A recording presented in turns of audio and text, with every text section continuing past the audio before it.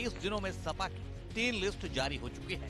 इन 3 list में कुल 31 उम्मीदवारों के नाम पर अखिलेश ने मुहर लगा दिया है। टाइम टेबल जारी कर 30 दिया है। जनवरी एग्जाम का को जितने सपा भी की स्टूडेंट्स पहली रेगुलर है, लिस्ट प्राइवेट जारी है, हुई, जिसमें स्टूडेंट्स है, ओल्ड 16 कॉर्पोरेट उम्मीदवारों में के नाम। स्टूडेंट्स है, इसका BA थर्ड जिक्र ईयर का इसलिए क्योंकि इंडिविजुअल तीसरी स्टूडेंट्स से लिस्ट टाइम से टेबल जारी कर दिया इसका DAV ने। कनेक्शन है, तो आप वो लोगों आगे का जो पहला बताएंगे। पेपर रहेगा पहले 5 मार्च लिस्ट से पर ही रहेगा। आते हैं।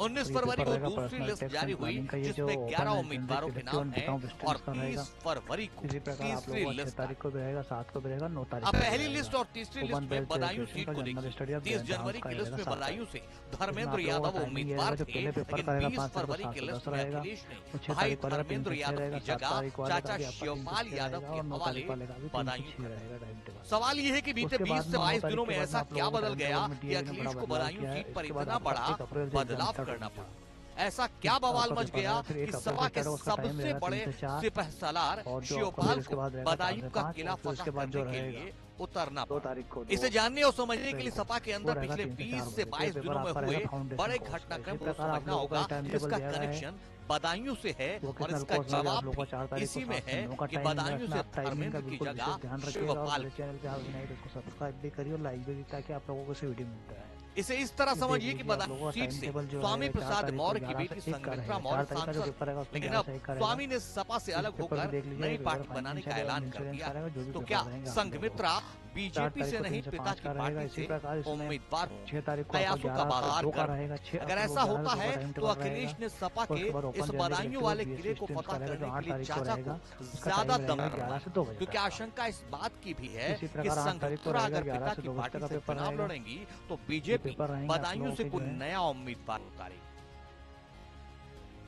इसी प्रकार 12 तारीख को आप लोगों का जो पेपर रहेगा वो 3 से 6 स्वामी प्रसाद मौर्य के इस्तीफे के बाद दूसरा सबसे बड़ा इस्तीफा हुआ सलीम शेरवानी का।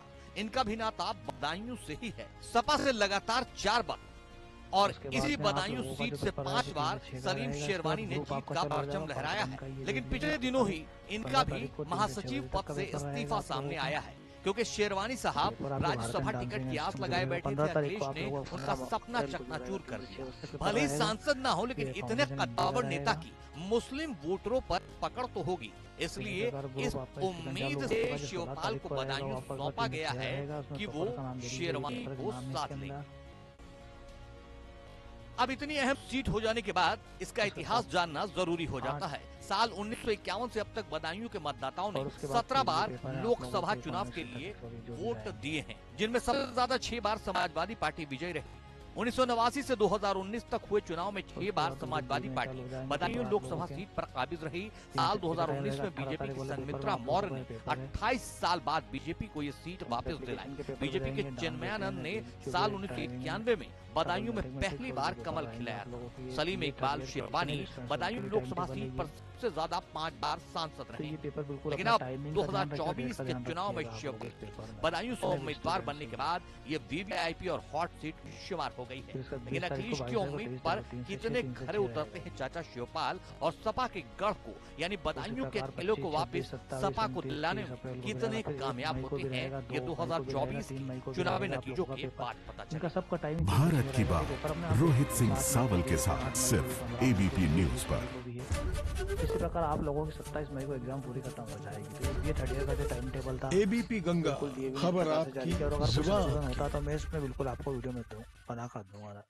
चलिए मिलते हैं दोस्तों नेक्स्ट भाई।